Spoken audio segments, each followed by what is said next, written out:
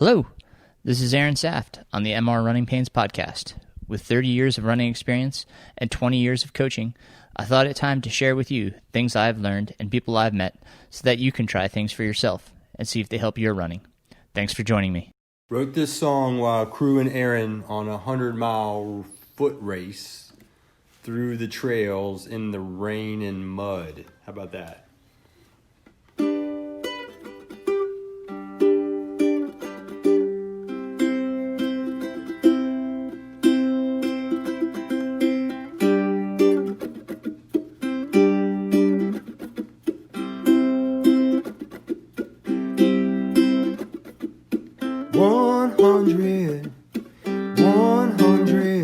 Miles to go. 100 miles to go. Don't ask me why I do it, I don't know.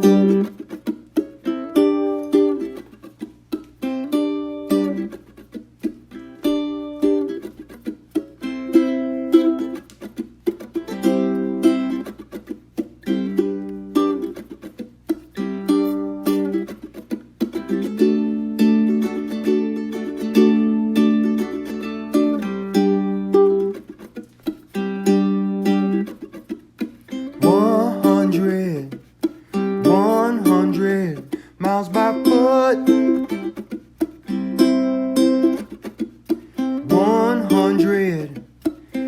100 miles by foot.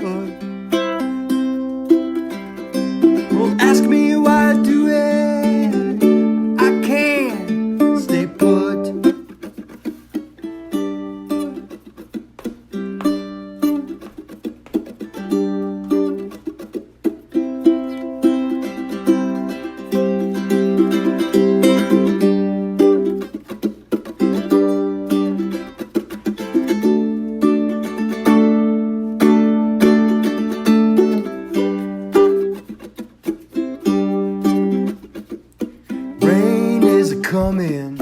Rain is a coming, can't give a fit.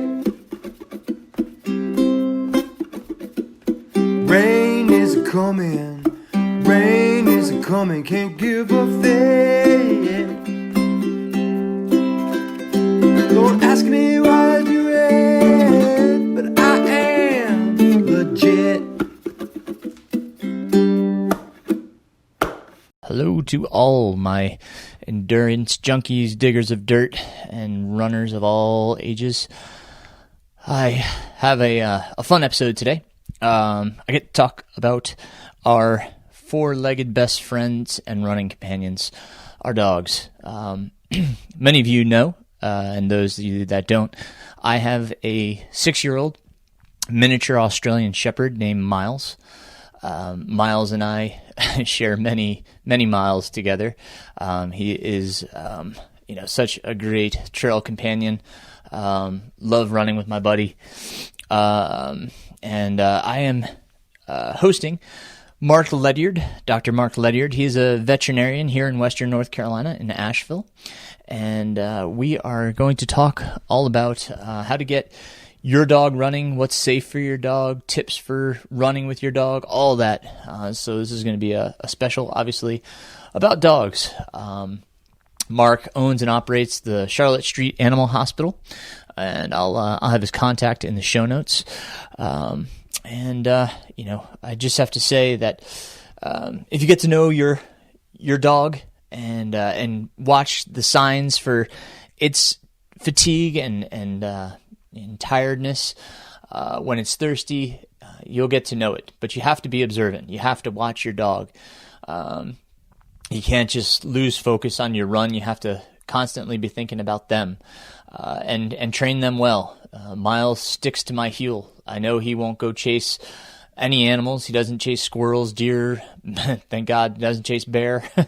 And we've had our encounters, as Mark and I will talk about. But, obedience is a major thing, and training your dog is huge. So, if you get your dog as a pup, it is great to talk to someone that knows how to train them. Go to obedience school, find a good trainer to help you, and make your dog understand and listen to your commands so that it is attentive to you and will do whatever you're asking. We want to keep our friends safe the best we can. So that's the best way to do it is make sure that they are on the same page as you and you on the same page as them, paying very close attention to them.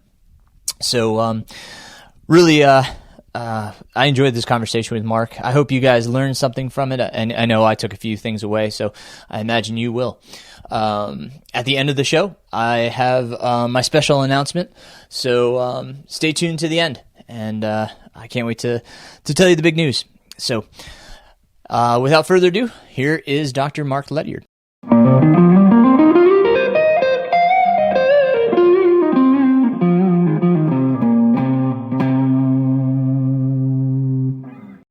As I said in the introduction, today I have with me Dr. Mark Ledyard. And Mark, how are you today? I'm doing well. Excellent, man. Before we get started here on our topic about running with our dogs, why don't you give everybody a background on you? Yeah. So I'm a veterinarian. I graduated from the University of Tennessee. Grew up in Michigan, but when I came down to Knoxville for vet school, I'm like, the weather here is so much nicer. And so I ended up, kind of staying in the area, and that's how I ended up eventually, moving to Asheville. I've been in Asheville about 25 years now and started Charlotte Street Animal Hospital in 1998. So I've been running the Charlotte Street Animal Hospital since. Excellent. And do you guys deal mostly with small animals? Yeah, so dogs and cats, and then occasionally some, rabbits, gerbils, things like that, little pocket pets. But the vast majority is dogs and cats. And now, are you a dog person or a cat person? I like them both. Currently my wife is allergic to cats, so I don't have a cat currently. So I have to get all my cat fix just at the office. But I have a couple of dogs here at home. Nice. And do you run with any of them? I got a Heaslip that specifically for running with, and he is a little bit heat intolerant. So we run in the winter, but he can't handle it in the summer, and that's just one of those things. You never know. We're all individuals, and so anyways, he enjoys it when we get out in the wintertime, but summers is just for walks only. And is that typical for the breed, or is that something that can be found across breeds? Yeah, it's something that there's no way that you're going to predict it. Vizslas typically end up being a good breed, to run with. But again, we're all individuals, and so we all, might not all be cut out for running. And how did you recognize that heat intolerance? Just, it would not take very long, and he would really just start to kind of lag, and you could just tell his energy was really low. So he just didn't have any stamina, and it was very obvious because, wintertime you go and he just runs and runs and runs. But, just literally within 10 minutes, I could tell that he was starting to kind of fall behind and he was just kind of struggling. Gotcha. So obviously you got to be careful with the heat with that dog. Yeah. Just a quick question on there, because I've heard both ways. So dogs when it's hot, and if they have a long hair or a long coat, I've heard that you don't trim it in the summers because it helps them stay cooler. It keeps the air retained next to the body. Is that true? Well, I mean, trimming the hair doesn't necessarily make a difference. So it's more like the thickness of the hair. Okay. So a lot of the longer haired dogs will be a little bit more fine. People that have labs, they think that Labrador Retriever, they're thinking, oh, short hair, that's going to be great. And then they find out that they've actually got a double coat. And so they're just shedding all the time. So people with a lab end up needing to vacuum like twice as much as some of these dogs with long hair. So it's more thickness of the hair. And having some of those like huskies and dogs like that have that kind of a down undercoat that will help to insulate them and keep them warm. And how do dogs dissipate their heat? So the majority of it is going to be just evaporation off of their lungs. So that's why they're panting. Some of it will kind of evaporate off their tongue, but it's really, where we sweat, and so then the water evaporates off our skin. They don't sweat, and so the water that's evaporating is the moisture, like out of their lungs and out of their mouth. So that's why you want to make sure that they have plenty of water available so that they can kind of keep, their tongues, their mouth wet, because, like I said, that's how they're dissipating heat.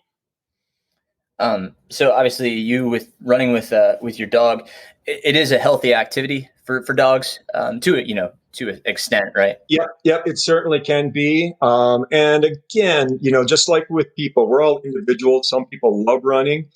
Some people hate running. Same with the dogs. Some dogs love to run. Some dogs just aren't into it at all. And so you just kind of, have to. You can't force them into it. Right. And I I can think of a few breeds where I imagine they probably shouldn't run. Yeah.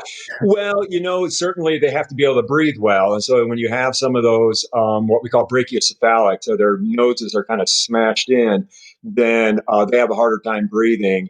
And a lot of those dogs, you'll find also the nasal folds are kind of closed in, so they can't really pass air through their nose. And because they're kind of scrunched in faces, you'll also find that the epiglottis will kind of block their airway. So it just makes it hard to breathe. And that's why you'll hear those dogs. Those are the pugs and things like that. Bulldog. Make so much noise. Yeah. And it's just because the air is having a hard time passing through. So probably not the best idea for taking out for a jog. Sure. So with that idea, I guess dogs with longer snouts would be more ideal for that type. Yeah, just, that you have nice open airways. Yeah. Cool. And so if someone's looking to run with the dog, what other characteristics are they looking for to have a good running partner? Well, again, you certainly want to make sure that they enjoy it, so that they're enthusiastic and energetic are good things. And a lot of times we think about getting like a longer legged dog, but I'll tell you, I've seen some of the best dogs, companion runners have just been some of these little short dogs, short legs that people just got out of the shelter and they just, go like crazy. Jack Russells, they're small dogs, but man, they love to run. So I guess it's just more of, enthusiasm and, kind of some energy to burn. Yes, I've got a mini Aussie, and he is an awesome running partner. Most people know him. His name is Miles, and he's just been fantastic. I actually saw a woman that does ultras with a Dachshund. Yeah. Not what you would typically think of your first choice. No. Yeah. And, I don't know if you've read the book Gobi. That was the gentleman was doing the eco. It was like an adventure race, and he picked up this kind of mud, if you will, just this small little thing in the Gobi Desert, and the dog did the whole thing with this guy. Yeah.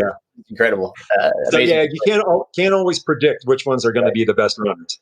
Yeah, right. So cool.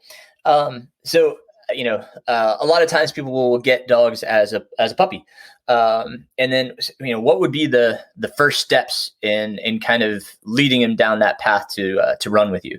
Yeah.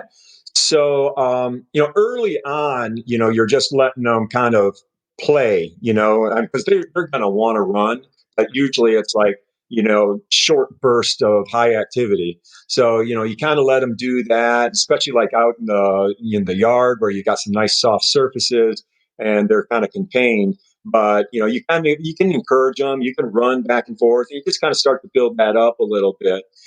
You'll certainly want to make sure that they're socialized. So that's something that you do early on.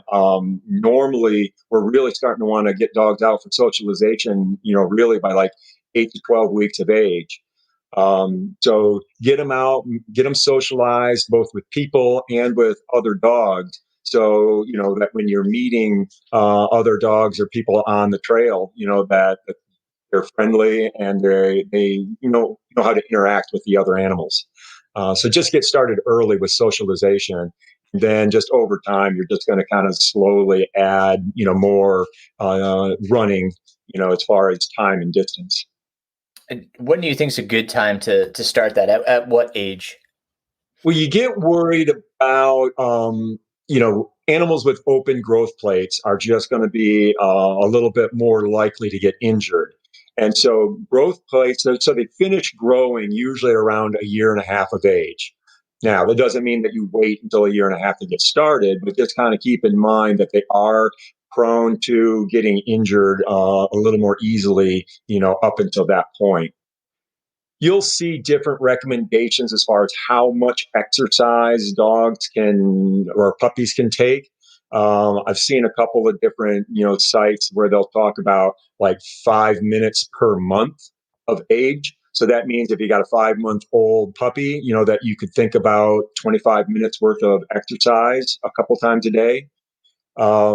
And then that exercise, again, should be things like playing, some running, going for hikes. But, I wouldn't probably take a 5-month-old puppy for a 25-minute, trail run. But you certainly could take them out for shorter periods. But I mean, if you're really looking to do a good long run, you're waiting until they're at least a year to a year and a half of age to kind of put that kind of distance on. Once they are, of age beyond that, year and a half, and you've really started to build up their tolerance to running, is there a limitation that you would say, that this is probably a good rule of thumb to not take them further than this? I let them tell me, because every dog has their own, level of endurance. If it's a good runner, they'll go, faster, further than others. And so if they're really starting to lag, that you've kind of pushed it and, kind of have to back off. As long as there's water and they can stay hydrated, they typically are going to be able to once they get the endurance after they build up, just like with us, you don't jump off the couch and do a marathon. So as you are building that up, they typically are going to be able to do as much distance as we are. They can be 4 legs and closer to the ground. They can be much more efficient, running. Um, so they can, do all that. The one thing I end up talking to people about is we're talking about running with dogs, and so that's great. Where I see some dogs getting into trouble is when people go mountain biking with them, because mountain biking, we're only exercising half the time. We're coasting half the time. They got to run the entire time. And we're out running with them. We're running the whole time and exercising just as much as they are. So, we get them on a long run, right? And here we are, we're providing ourselves with calories. And, you already talked about making sure that they have plenty of access to water, but do they need calories when they're out running for an extended period of time? I haven't run into that really being a big issue. It's more the water, the hydration. We are, built for endurance better than, a dog is. They're going to be faster, but then, wear out a little bit quicker. So, talking about the dog, there are those exceptions, right? They get the dog in the Gobi Desert, they went a long way. The woman that has the dachshund that does ultras, so they can do it, but generally, we're able to go longer, slower, and then just keep going where they'll wear out a little bit faster than we do on long runs. And so, back to like when they're in their younger months, even, would you say that it would be beneficial to do some sort of obedience classes, or are there some commands that you might say, these are good commands to work with them and teach them?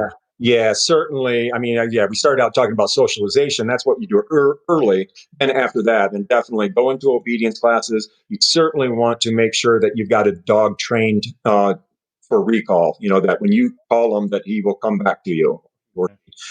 So you definitely want to make sure that you've got control. So they should be obedience trained, certainly. Cool.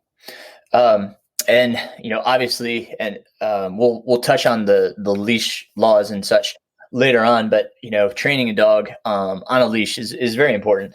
How to best make them comfortable on a leash? Not only them, but us as well. Is there good training tips for that? Certainly, when you're starting, you definitely want to make sure that you have a short leash that they're not going to get kind of tangled in, or wrap around things, over time, especially if you're, get that recall training, ingrained, and give them a little bit more, length on the leash. But yeah, starting with it fairly short, and doing it like in the backyard, with that training. And that's a good place then to learn that recall too, because they're on the leash, and so you can kind of encourage them to come towards you by pulling on that leash a little bit.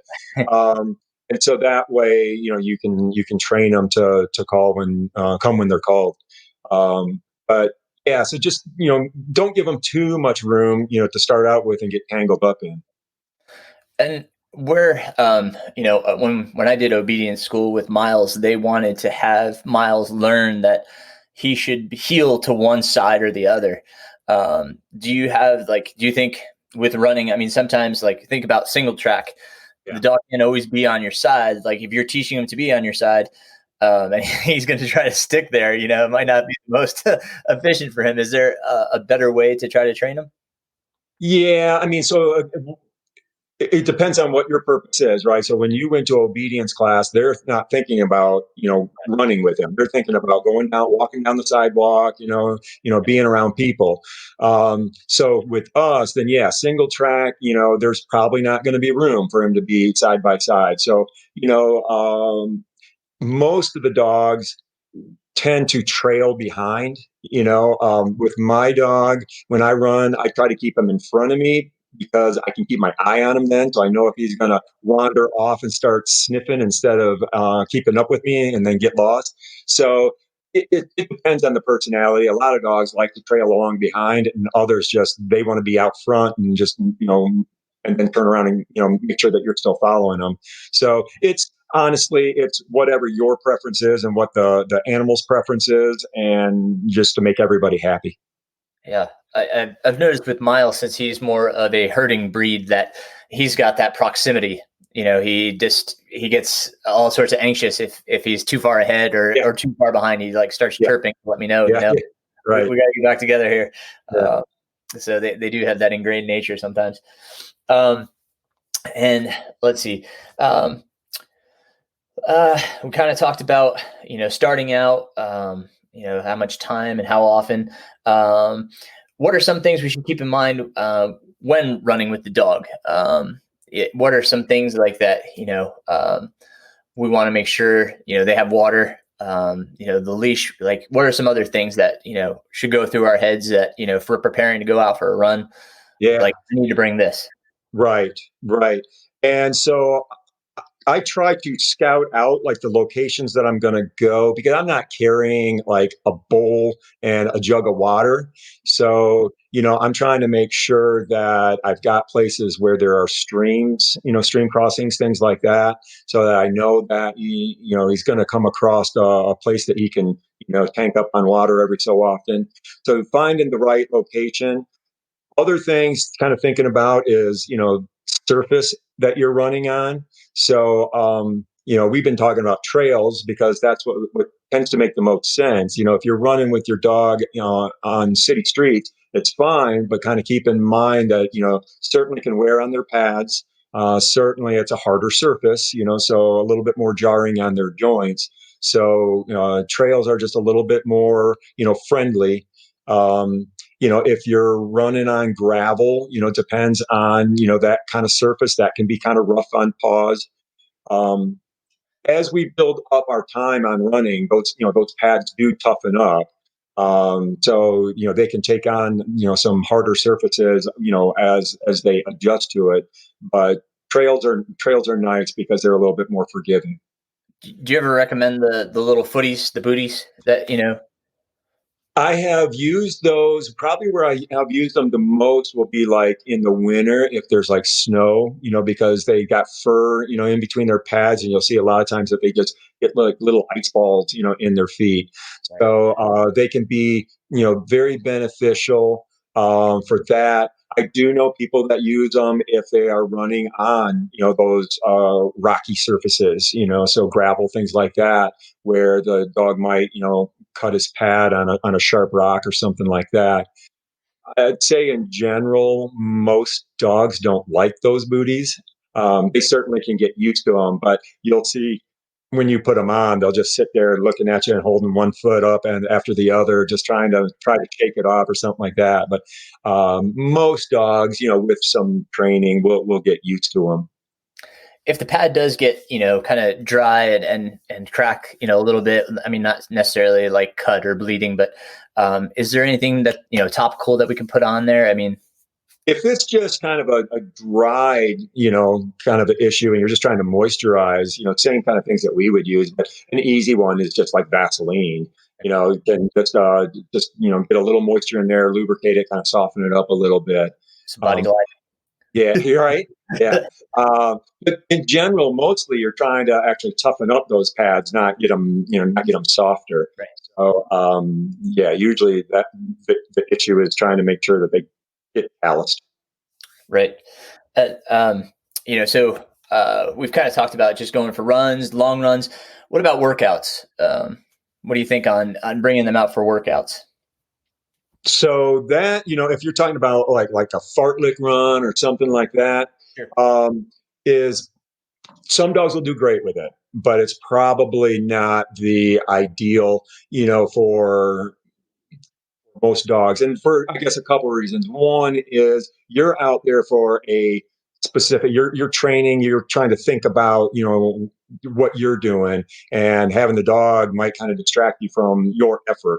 Because you do have to pay attention to your dog while you're out there.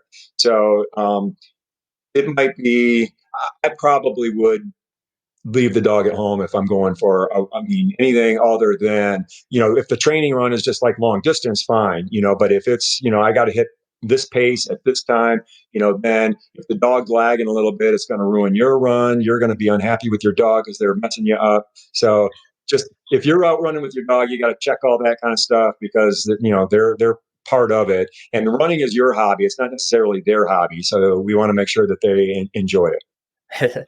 I mean, Miles is, again, he's kind of a herding dog, so he feels like running is his job. Yeah. And a lot of dogs are that way, and those will be some of the dogs that that are good if you're looking for a breed, to run with. The herding dogs, some of the terriers, a lot of the hunting dogs. So things, dogs that were bred that they need a job. Yep. Then running can be their job. Yeah, he gets cranky when he doesn't go out, just like all of us. Yeah. But he also lets me know if we're going too fast. Sub 7, he is not happy, and sub 6, he is definitely chirping and pissed at me. So he does not go out on many workouts anymore. But yeah. So I think that would probably be the case with a lot of them. Is they have a pace that they're going to be happy with, and it may not be the pace that you need to hit that day. So if you've got a specific workout, then you just concentrate on you. Yep. Good call. So, we kind of already touched on the trails, and, we know that they're good companions out there. But what other safety considerations, should we have for these guys? We go through hunting season, so what kind of things should we consider? We already started talking about snow and ice, for their paws and water sources, but what are some considerations for them, for their safety that we should? Yeah. So certainly, you want to make sure that they're visible. So a lot of people will get have a jacket on them that's, bright or a brightly colored collar. You certainly want identification on them. So in case they do happen to get, separated, that they've got a tag with, your name and number on it so that they can, be found. One thing I like a lot is the microchips that you can get, because those are then implanted. So in case they happen to lose their collar, they still have ID. If they end up at the shelter always scans every animal. And if that microchip pops up, then they can, contact you.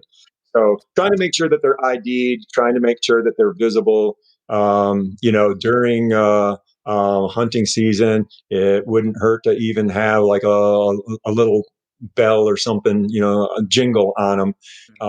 A lot of people with collars, I mean, have the rabies tag and they have their ID and they have a couple of different things. And so you got metal that will probably be clanging a little bit, so it'll make a little bit of noise. So that can be a safety procedure. Cool.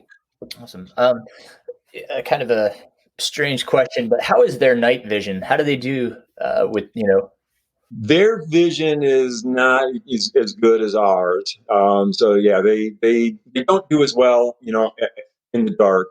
So just, yeah, cats are better, vision. But yeah, dogs, it starts to get a little dim a little earlier. should we get them some headlights? Yeah, yes. Go to your favorite trail running store and buy another headlamp and put it on your dog. Awesome. All right, let's talk about the leash laws. We were saying we would touch on this, a little bit later. Why are the leash laws in place? Well, keep in mind that so it's safety, for other people on the trails mostly. Not everybody is going to love your dog as much as you do, so they might not necessarily want, your dog running up to them and wagging their tail or jumping on or whatever. People on mountain bikes don't want a dog running up and knocking their tire and knocking them over. So a lot of it is just being considerate of other people. It will make it more safe for your dog too, as far as, again, not running off, getting lost, not getting in an accident, not finding another dog and getting in a fight. So safety for your dog, but mostly it's trying to protect the public. Right on. And, is that something that's easily accessible to find out if there is a leash law? Yeah, I mean, if you look, just a real quick Google search, almost everywhere around here says that they require dogs on leashes. It's typically not enforced. But, I was anywhere on the Parkway, Bent Creek, any area in Pisgah that is developed for recreation, which is a lot of Pisgah, any state forest, any state park. So most places that we would be going, are probably going to have, a leash law. Like I said, they're not typically enforced. You don't have rangers out there and, Pisgah that are looking for, dogs off leash. But keep a leash with you, and then you can say, "Oh, he just slipped out of this, and let me put him back on." I have a retractable leash that goes into the collar. Yeah. I want to say it's Night Eyes. I'll try to put a link in the show notes. Let me make note of that real quick. Collar with leash. So basically, it's got like a little handle, and you can just swipe that with your finger and pull it up if somebody comes nearby, or you see a ranger or somebody. Yeah. It's great in DuPont State Forest because those guys are out and about and they will drive right to you if they see your dog off the leash. So it's really handy. Like I said, I'll throw that in the show notes because he can kind of run, I can run, and then if we come into contact with somebody, I can grab the leash. So I have control of him. So those are really. That sounds like a great product. Yeah. Yeah, but my first foray with having him on the leash, I had this one that it wrapped around my thumb, so it was like a glove almost. I was like, "Oh, this is a great idea." He wrapped around a tree, like you were saying, and it snapped my thumb. I broke my thumb. So, I was really not in favor of leashes thereafter the trail, but right. I think this collar leash has worked out pretty well. So, good. And the other part of this too is that when we're out running, we should obviously clean up after our dogs, but oftentimes we don't know what to do with it once we clean it up. Do you have any suggestions on that? Yeah, to me, I think the worst thing that I've ever seen is when somebody takes a bag and scoops up the poop and then just leaves it sitting there on the trail. Right. I mean, that's the worst to me. I mean, I would rather not even pick it up because at least then it can, dissolve and, run away. So typically, ideal would be that you pick it up and you pack it out. The other thing is just just try to make sure that they don't go to the bathroom on the trail that other people are going to step in. So if we can take them off the trail and go out in the woods, great. If they go on the trail and you don't have a bag, just find a stick or something to try to move it off the trail. Just trying to be considerate of other people are going to be using that trail and don't want to step in that. A lot of times they're so excited. I know, like, when we get out of the car, Miles is beside himself, even before we get out of the car. And he starts barking and barking and getting excited, and like, I know if we're running and he's barking and somebody else is on the trail, it can ruin their trail experience. Do you have any recommendations for barkers? Is there a way to setting them down? Yeah, not really. I mean, that's a self-rewarding behavior, so they enjoy it, and so they get triggered when they do it. You can't really punish them for doing something that's their nature. There's not going to be a good solution to make them stop barking other than let's just get them running, because then it's harder to bark while you're panting. Yes, gotcha.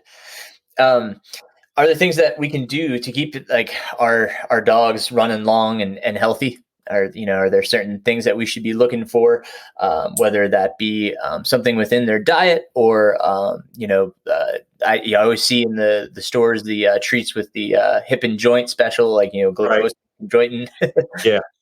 Yeah. So just in general, it kind of depends on obviously conformation of the dog. So some dogs are going to be more likely to end up with arthritis, just the way that they're, formed. Um, so yeah, probably the number one thing, and this is probably same with people, number one thing you can do to avoid injury is don't be overweight. So that just puts so much extra pressure on the joints. So keep them trim. Just regular exercise. So don't let them get out of shape over the winter and then hit the trail like a maniac in the spring. So just regular conditioning, good nutrition. Just like with us. If you eat well, you're going to feel better. So good nutrition, the glucosamine, chondroitin kind of things, omega-3 fatty acids, those definitely have been shown to help with joints if we have a dog that's prone to getting arthritis. It doesn't hurt to use it, but if you've got good conformation and you're not going to have a problem, then, you're spending money on it that you don't need to. But it doesn't hurt. It's just that it's not going to help necessarily. So Cool. those are the things that I look for. All right. No cross training, yoga, little down dog, right? Yeah, I mean, just overuse. I mean, if you're just always just pounding, the same thing every day, certainly, you are kind of setting yourself up. So certainly, it doesn't. If you have a dog that likes to swim, man, swim some. Running's fine. Maybe we just go for a walk instead of a run. This day, so just mix it up a little bit and just don't overdo it. I think about ourselves, how with runners, we're just so straightforward. And, we need to work those lateral muscles, like they always say, soccer players are a little bit more healthier because they have the lateral cuts and stuff. It would be the same thing with dogs. I mean, like, I love playing Frisbee with Miles, he's all there. Yeah. Most dogs will kind of do a little bit more side to side just while they're out running. They're not focused on just getting straight down the trail. So a lot of times they will, kind of be, moving from one side of the trail to the other because they smell something, So they probably are getting a little bit more of that core workout than we typically get, because this is a hobby of ours, and so there's a certain goal that we're trying to achieve. Dogs are going out there without a goal in mind. Gotcha. So say something happens with the dog, best to just get in, with the vet as soon as they can, if he's hurting. Yeah. If they get an injury, then have it checked out. It might be the worst news that I have to give people is rest him. because a lot of these dogs are like, you don't understand, Doc. He'll just go berserk if he doesn't get out and burn off some calories every day. But, if you've really, strained a tendon or ligament, if you don't rest it, it's just never going to heal. So try to find, other ways of entertaining them and give that some time to heal up. But, a lot of times it'll be something minor and it's no big deal. But, always good to get, an injury checked out. And I will say it's always good to not only be aware of your surroundings, but be aware of their surroundings as well. Miles was bit by a copperhead. He was with my wife. I don't mean to blame her, but you are with me. Being aware of what's around them as well. We definitely will see snake bites every so often because dogs will poke their noses in places that we're just going down the trail. But like I said, they're checking everything out, so they might poke their nose in some place that they shouldn't. And luckily, we don't have the porcupine problem that they have out west. And talking to vets out west, that can be a nightmare de-quilling a dog. Miles and I ran into a porcupine. Thankfully, not close encounter, but he crossed our path. And Miles was like, he's not too curious, so thankfully he didn't like go after it. It definitely it just scared me. But and then I guess the sad reality is they do age. They do get on in age, and it's obviously too soon for us to say, oh man, he just can't do what he used to do. But as they start to wind down, when it's time to just say, okay, it's time just to walk. Yeah. And so as we're paying attention just the whole time, we've been talking about as puppies and all the way through, just kind of watching them as far as when they start to lag, they're having a hard time keeping up, then we know we need to slow down. If they really are slowing down, that you have to make that a shorter run because they just don't have the endurance. If they are limping afterwards, if like the next day, they just have a hard time getting up and moving around, that, probably you got some arthritis and just that kind of exercise just gets it flared up. And so then they stiffen up, when they rest. So you'll see those kind of things that just paying attention that they're having some problems. And so you slow down. You don't have to stop, but you slow down. But at some point, you've slowed down enough and made it short enough that it's not worth it to try to get them out for a run and just take them out for that walk and just keep those joints active without necessarily pounding the joints quite so hard. Gotcha. Right on. So two kind of it's on the topic of dogs, but not necessarily when we're running with dogs, but two encounters that runners come across. One is we find a hunting dog, for instance, or we just find a stray, and when should we concern ourselves with the dog? I know it's we want to help it, but especially in the case of the hunting dogs, the owner may be looking for it too, but what's the protocol there? Yeah, with hunting dogs, it can be, I guess, two things can happen. Sometimes they get mad at you because they wanted the dog out there. Yeah, and so you just return the dog that they actually had out, hunting. Right. But then the other is, yes, they can wander off and get lost. And so usually hunting dogs are going to have plenty of ID on them, collars and tags and stuff. So you'll be able to, call the owner. So yeah, maybe get the dog back to the car with you so you can get your cell phone and give them a call. If it's a dog without a collar, if it's not a hunting dog, it's just one that you can tell he's just out there. If the dog will let you, because a lot of these dogs will be scared and you can't get near them anyway. But if you can get the dog, I try to at least, get back to the car and, call. If they don't have an ID, then I try to get them to a vet, to have them scanned to see if they have a microchip so that, I'm trying to track those owners down. But yeah, if you've got a dog that's out there and there's nobody around, then they're probably lost. Yeah, especially I've come across a few of them that are just so emaciated. Like the collar's obviously not pinging anymore. It's been out there forever. And that's you try to pull them out of the woods. I came out of the woods the one time, and there was the hunter.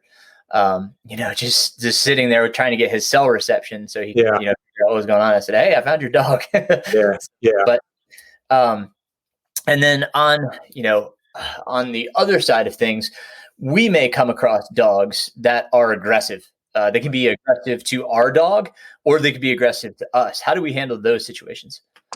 Yeah, I try to. Usually, if you're just loud, if you just yell at them, then they tend to back down. I try to keep my eye on them, because if you turn and you're going away, a lot of times they'll just come up behind you and nip you in the heel or whatever. So I keep my eye on them. I yell, just try to be loud, and see if I can get them to kind of back down and move around. And if they're aggressive towards your dog, yeah, you got to be real careful because it's our first instinct to protect our dog, and if you jump into the middle of it, then you're asking to get bit, yourself. So that can be tough. And if you've got a little dog and you just pick them up and hold them up over your head, man, a lot of times it's gonna make those dogs start leaping up in the air after your dog. So definitely, I try to get that dog away. If he's really coming after my dog, I'm probably going to look for a stone or a tree branch or something to just try to make sure that I'm making an unpleasant experience for him if he keeps coming after my dog. Right. We've only had minimal encounters where a bear has been aggressive towards us. But is there anything like, for instance, you talked about earlier, the bells, Yeah. That's could be a deterrent because it alerts them that there's something, unnatural in the area. Anything else you can think of? I very early on with the dog I have currently, we were out on a trail running and we came around a curve. There was a bear right there that neither one of us saw, and we were so close by the time we saw the bear. And unfortunately, she had a couple of cubs, and so my dog took one look at me and then ran and left me there. So now that bear was looking at both of us, watched my dog run away, then turned back and is looking at me. And I just did what you're told to do, right? Make yourself big, make yourself loud. And fortunately for me, she kind of kept looking back at her cubs, and then finally just turned away and went down the trail after her cubs. But yeah, I thought that was, my dog was smart enough to know I don't have to outrun the bear. I just have to outrun you. And he took off. We got chased by a mom. I didn't realize we were between the cub and the mom. I saw the cub in front of me and didn't see the mom. So I turned around and she was charging. And so Miles and I just took off to get away from the cub. Yeah. And, fortunately, when we got past the cub, she let us know that we had screwed up by just giving us a bellowing growl. But, it stopped pursuing. Yeah, the thing is, they're not usually coming after us. They're just protecting their cub. So just stay away from the cub and you're usually going to be okay. Right. Awesome. Mark, I really appreciate the time. How is it, how best to reach you if people have questions? You can give me a call at Charlotte Street Animal Hospital. Probably the easiest way. Cool. All right. I'm just going to put that in the show notes. Awesome. And thank you again for sharing all this. That was awesome. It was a great to hear all this. I hope people pick up, some stuff from it. This was a requested episode, as I told you. So, I know people had some specific questions here. So you answered a lot. Thank you. Good. Thank you. Well, I appreciate it. It's good seeing you again. You too, Mark. It's really good to see you, man. It's good to catch up.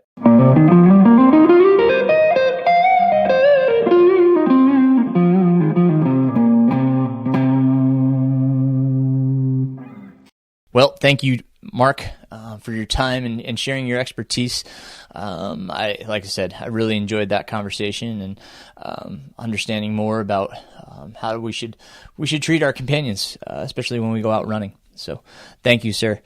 If you have questions, once again, I will put Mark's contact information in the show notes. Again, he can be found at Charlotte Street Animal Hospital in Asheville, North Carolina.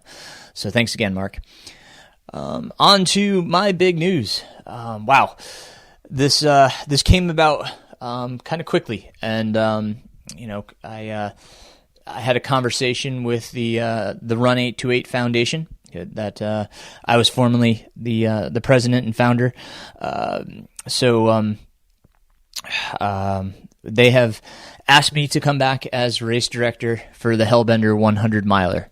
I am glad to say I gleefully accepted the role for 2022. The race will not happen in 2021.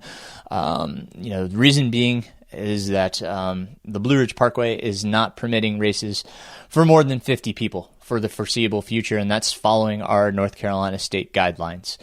It's 50 total, no matter what, wave starts or not. So, the foundation has decided not to host it in 2021. I was not comfortable in hosting it in 2021 is part of the reason why I stepped away. I did want the race to take place if someone felt comfortable enough to do so.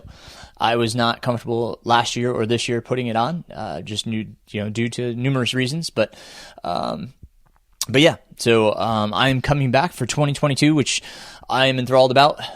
Some of you probably saw it on social media, and it's gonna be awesome. We've already started our planning.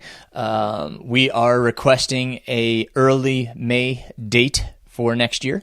The other great news is that we will be able to run out of Camp Greer, our starting area, on trail. So we do not have 5 miles of road to start. We will get onto the trail right away is the plan for next year. That also means that we can finish at Camp Greer. So we will have the same starting and finishing point next year. So extremely excited about that. Hopefully everybody's okay with our ideas. Hellbender has a lot of different entities through which we have to permit. Those being the National Forest Service, the National Park Service, the North Carolina State Parks, the North Carolina Department of Transportation, and we have to deal with emergency services, which includes fire, police, rescue, and EMS in 2 different counties. So it is a lot. And the National Forest Service is actually 2 different ranger districts. So it's a lot of coordination. And I'm grateful and most thankful to my good friend and actually previous guest on this podcast, Bart Smith. He is the one that helps me with permitting. We coordinate that together, and he facilitates the communication between myself and the different entities. I am very, very excited to have him back on board, as well as a ton of people have already stepped up and asked to help out and fill roles. So I am eternally grateful. I'm just going to mention a few people here. Abby Harris, who's also a previous guest. Abby is going to be back on board and helping to a variety of capacities. I don't want to limit by saying just a few because she does so much. So thank you, Abby. I also have Clay Warner and Sam Reed. Sam is also a previous podcast guest who just set the self-supported FKT on the Foothills Trail. Sam is and Clay are going to be doing the volunteer coordinator roles. We need an army, literally, for this event. So if it's something that you think you could help out with to whatever capacity volunteering, I would love to hear from you. Going forward, we are going to have so many needs for this race, so certainly appreciate that. A huge thank you to my great friend Victor Mariano. Many know Victor here in Western North Carolina. Victor is amazing in doing trail maintenance and helping with a lot of the timing and logistics of the event. Victor is just an amazing individual. So Victor is helping me with the trail coordination and making sure all the trails are in great shape. We'll be having work days and such. So if that's something you're interested in joining in as a volunteer, that would would be tremendous. We'll definitely have work days for those trails as we get closer to 2022. And if there's any major needs in the meantime, we probably will address those as well. So stay tuned for those. And then we typically have a medical director, but he potentially could be moving away. So we are going to have an open spot. We have a few ideas of people we might reach out to for our medical director, but that's definitely a role that we need to fill, as well as if you are a medical personnel. It can be a nurse. It could be, a doctor. Nurse practitioner, anybody with, first aid or, medical training. If you have medical wilderness training, that's tremendous. We do need medical assistance at our aid stations. So, you can also volunteer to that capacity. Let's see. Gosh. There's just so many people that help out with this event, so I don't want to forget anybody. But as time progresses, we'll be talking more about Hellbender and what's going on, and if you can help in whatever way, I truly, sincerely appreciate that, because as I said, this takes a community. I have been blessed with having the community behind this, and taking ownership of aid stations. It becomes such a great team. Collaborative of Western North Carolina and beyond. We have people that are running aid stations from, all over. Michelle Hartwig from, she was a previous podcast guest. She puts on Hennepin and also Kettle Moraine. She was going to come run an aid station. The Bakers, who put on the Georgia Jewel, were going to come run an aid station. So, Nathan Lieberman, he was on the podcast with Lisa Landrum for the Rim to River in West Virginia 100. He was going to come from Charlotte, and it's tremendous, the people that are engaged and involved with this event. So if you're interested, just reach out to me, and I will make sure that we communicate to you. Please include your interests in what you want to do, whether it be course marking or whatever it be. Now, keep in mind, our race does start on a Friday, so our course marking takes place during during weekdays. We typically have to mark on Wednesday and Thursday, just because the entities that are permitting us do not want our course markings out any earlier. So we mark during the week. So if you're interested in that and have the capacity to do so, they are long, tough legs of marking. I will say that. It is a full day of being out in the mountains. So be prepared for that. We also need sweepers, aid station volunteers, course marshals for the Blue Ridge Parkway crossing. So there's so many jobs and roles to be filled. Now, again, this is next year, but I just want to get it out there. So if you want to be involved in this and be around, we totally appreciate that. When we get the registration up, we'll also have a link for volunteering, so you can sign up for a role to volunteer, and then we'll communicate your shift, what time that will be, what role, the description of the role, and make sure you understand what you're doing. So many things that go on to this, and we have to pick up trucks, so we need people to help us pick up and drop off the trucks, and logistically, move things around. So there is a lot that goes into this. So just putting that in your minds now, because I'm sure it'll be here before we know it. Because like I said, we're already planning, and I really am glad that I have the opportunity to do this again. It is a passion. I was definitely sad, and my wife was mad at me for giving this up. But as I said, I just wasn't comfortable, and I didn't want to be selfish and just say the race isn't going to happen just because I'm not going to put it on. So, giving it up. What is it they say? If you love something, set it free. If it's truly meant to be, it will come back. Something to that effect. But it's, I am glad it's back, and we are going to work so hard to make it the event that it deserves to be. And I hope you can be a part of it to some capacity, whether it be running or volunteering.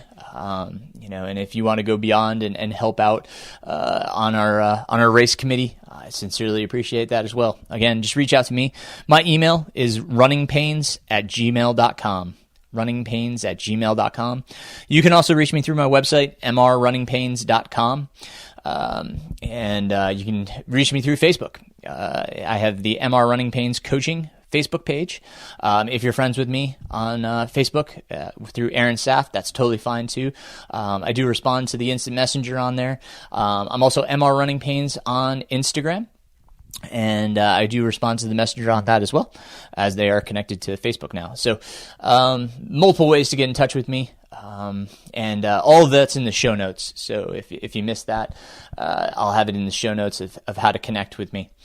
What else? Yeah, that's the huge news. I do need to take a moment to say thank you to my new Patreon supporters. I'd like to thank Brandon Whistler, Austin Elder, Tory Grieves, Dennis Patenotte, and Victor Dostrow for all of their support on Patreon. Thank you guys so much for contributing on a monthly basis, and really it means the world to me for that. Thank you guys. And if you want to support, if you can support through Patreon, there's links on my website that you can do so. You can also just go onto Patreon and look up the MR Runningpains podcast, and see the links there to join Patreon and support on a monthly level. I totally understand that not everybody has the finances to do so, but I just want to make sure that if you do, then by all means, that would be wonderful. So thank you guys for that support. I should say congratulations to Michael Patton. Michael Patton is one of my athletes. And Michael just finished the Fierce Dragon 200 miler, 65,000 feet of elevation gain. Holy smokes, 65,000 feet of elevation gain. That's insane. It takes place on the Duncan Ridge Trail. Michael tied for first place with David Holliday. David and Michael are both going to be on the podcast next week. So next week's episode is going to be with the two of them, and we're going to talk about this adventure. I went out to support Michael for one of the days. It's just phenomenal what the both of them did. So new course record. And like I said, tie for the win there. They were the only two finishers. Such amazing. I mean, the weather, everything, phenomenal, very phenomenal. Congrats to those two. Huge effort. Really awesome. First person I've ever coached for a 200 miler. Couldn't be prouder of them. And, man, just really cool. Very, very cool. So, let's see. Anything else? I think that covers the major things. But once again, thank you guys. Thank you. If you can't support on Patreon, please just like or subscribe to the podcast. Leave a review on Apple iTunes.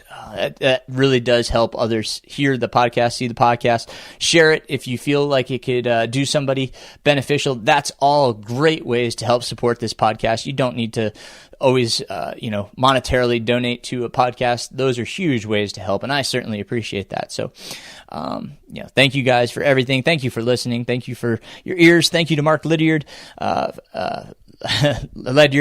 for your time today on this podcast, and look forward to sharing Michael and David's story about the Fierce Dragon 200 next week. Until then, guys, keep running and take care.